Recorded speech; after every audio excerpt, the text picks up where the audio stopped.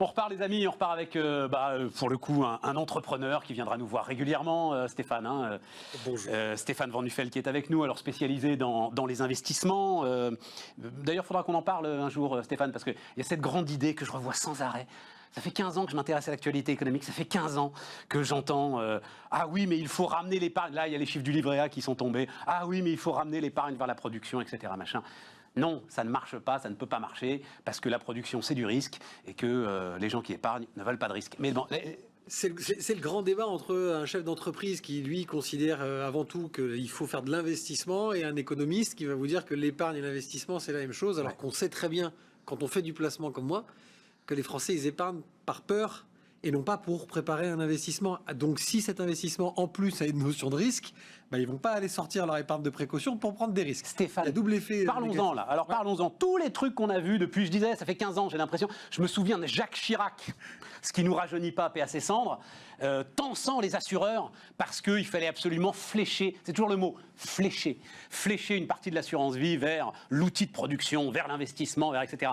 Les eurocroissances, etc. Enfin, toi, tu connais les noms par cœur. Ils ont tout commencé, ils ont tout essayé. Ça ne marche pas parce que vous devez accepter une notion de risque très importante si vous investissez en direct dans une entreprise. On est d'accord ou pas ? Évidemment, évidemment. Et même si on explique aux Français, et moi je le fais tous les jours depuis plus de 15 ans, que finalement la diversification, parce que c'est pas que dans une entreprise, l'investissement risqué, ça peut être dans des fonds d'entreprise, ça peut être sur plein de choses qui finalement sont pas aussi dramatiques que de prendre des... Oui, mais ça veut dire que tu prends du risque et tu renonces à la liquidité. Liquidité, ça veut dire la possibilité de récupérer son argent du jour au lendemain. Exactement. C'est toujours le triptyque, c'est sécurité, rentabilité et liquidité. C'est-à-dire qu'en fait, il faut trouver des moyens, il faut trouver des produits, il y en a plein d'idées, il y a plein de choses dans les cartons. Ce qui est toujours très surprenant, Stéphane, mais on en a déjà suffisamment parlé, toi et moi, sur les quelques dernières années.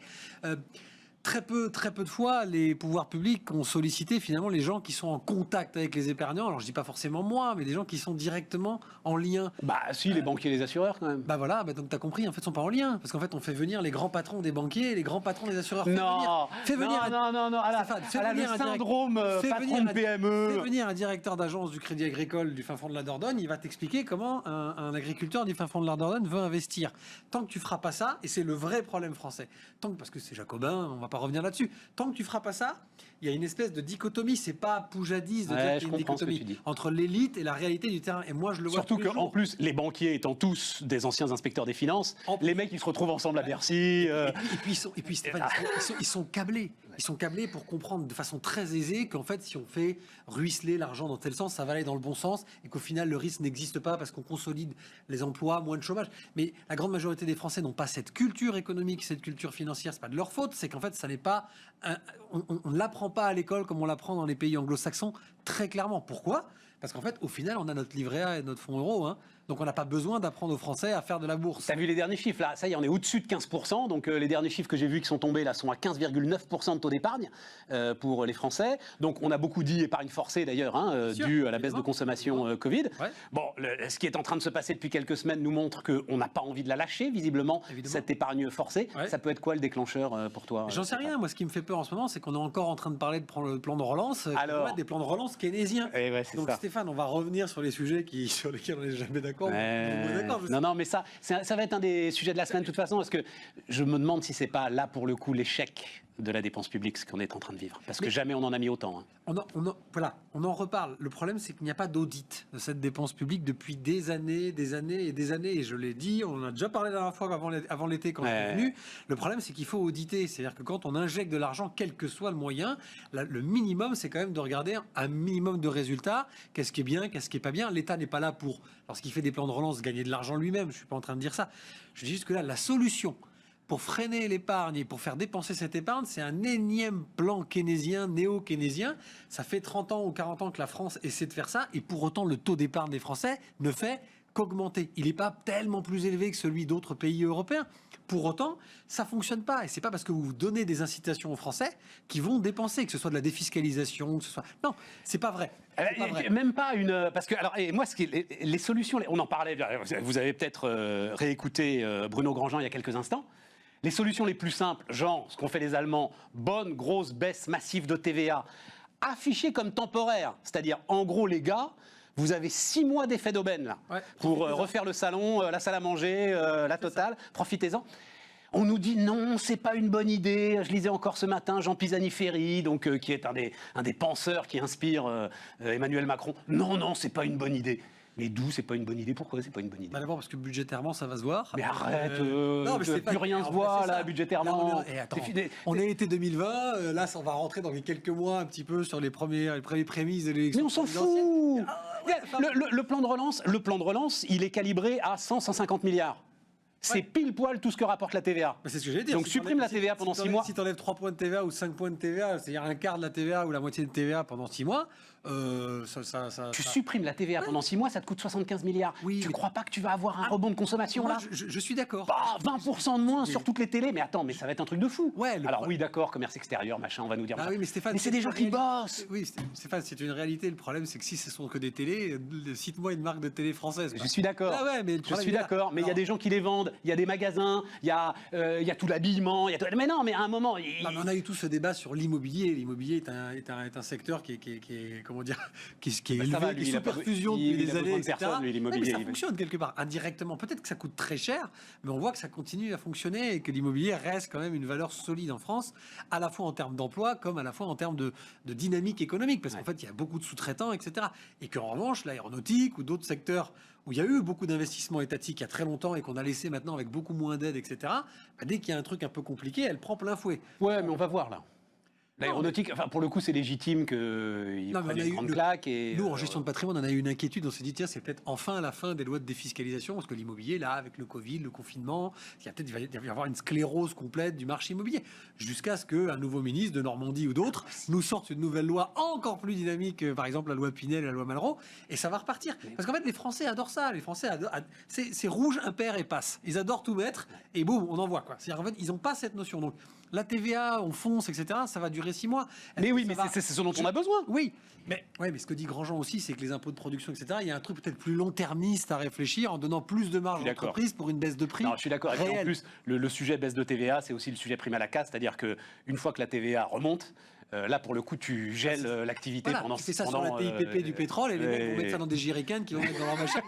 Une fois qu'il y en a plus, c'est reparti. La voiture, c'est pas forcément une très très bonne idée. Bah si, c'est un petit coup pour faire joli 6 mois avant une élection présidentielle. En tout cas, les Allemands l'ont fait, quoi. Voilà. Bon. Ce sont des Allemands. Donc derrière... Ça, c'est intéressant. Je te remercie d'être venu... Non,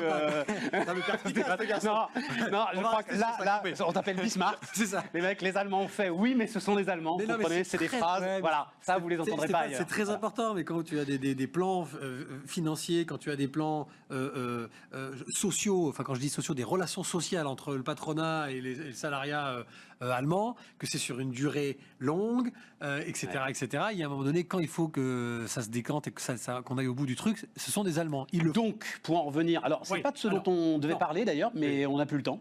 Donc on en reparlera la prochaine fois que tu reviendras. Voilà. Non, parce que Stéphane Van Muffel, et c'est vrai que c'est très intéressant. Non, on va laissant de côté la techno, mais tu es frappé par ce que tu vois de modification des usages dans un certain nombre de secteurs qui sont des secteurs traditionnels. Donc on en parlera, si tu reviens le mois prochain, là, on en reparlera le mois prochain. Restons sur cette idée là d'investissement. Tu continues à penser qu'il peut y avoir le moyen, c'est ton métier, hein, Stéphane, qu'il peut y avoir le moyen de trouver l'espèce de produit magique qui va nous faire investir dans l'économie réelle, qui va nous faire investir chez Redex et chez Grandjean, par exemple. Il existe, il y en a deux. Il y a l'assurance vie en France et les PEA. Ces produits, ils existent, ils ont des incitations, ils ont des avantages fiscaux, ils ont de la flexibilité, ils ont de la liquidité. Je suis désolé, alors je vais défendre évidemment l'entièreté de mon métier, y compris mes concurrents qui sont les grands assureurs et les grands banquiers. Un contrat d'assurance vie, Stéphane, ça n'existe nulle part ailleurs tel que c'est en France. Et je ne parle pas que de la spécificité du fonds euro qui garantit le capital, qui là, pour le coup, est une spécificité française. Bon, c'est juste qu'en fait, il y a ce produit est une boîte à outils pour gérer un patrimoine des Français. Donc en fait, que tu veuilles faire de la succession, de l'investissement, prendre des risques, faire même des titres secs dans une entreprise parce que ton beau-frère t'a dit que c'était bien, tu peux tout faire avec ces outils-là. Parce que si c'est pas une assurance vie, c'est un contrat de capitalisation. On va pas rentrer dans la technique, mais tu peux y mettre des produits de capital comme un PEA.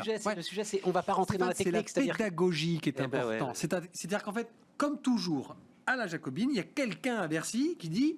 Demain, pour que les Français investissent, on fait euro-croissance. Bon, mais personne n'est capable chez les assureurs qui pourtant sont aussi des mecs très solides intellectuellement. Il y a les plus grands actuaires qui montent des formules mathématiques incompréhensibles. Personne n'est pas où il capable. veut en venir. Ouais. En fait, il comprend pas où il veut en venir. Mais toi, ce que tu dis sur les titres secs là, d'une entreprise que tu peux loger dans une assurance vie, Ou dans un contrat de capitalisation ou un PEA. Voilà. même moi je suis pas au courant. Quoi. Non, mais en fait, Stéphane, je donne un exemple. Je donne un exemple. Rapide. Très rapide. 75% des épargnants français ont un profil auprès de l'AMF qu'on va considérer comme équilibré. Ça veut dire que vous avez 10 000 euros à placer, tu mets 50% en fonds euros, comme ça tu garantis 50% avec la garantie de l'assureur, etc. Super. Et il te reste 50% pour aller prendre du risque. Mais le risque, il peut être très large. Tu peux mettre des parts d'immobilier, tu peux mettre des fonds structurels. C'est très facile en ce moment d'expliquer à quelqu'un que dans les années à venir, d'investir dans la nutrition, d'investir sur des fonds dans l'eau, d'investir sur des fonds sur l'intelligence artificielle ou l'automobile électrique. Bref, Stéphane, on a besoin de vous. C'est-à-dire qu'on a besoin. Non, mais c'est ça la conclusion. Voilà. On a besoin de ces intermédiaires. Les médias aussi. On a besoin que les médias changent leur discours, Stéphane. Et c'est pas un coup de pommade. On a besoin que les médias arrêtent de faire peur aux gens. Voilà. Et plutôt les poussent à aller vers ça. Réhabiliter l'entrepreneuriat et l'entreprise, quand même, parce que la richesse, elle est créée par ça, pas par les impôts. Les impôts viennent des entreprises. On se voit bientôt le mois prochain. Allez. Stéphane Van Nuffel. Allez, plaisir. dernière partie de Bismart l'émission.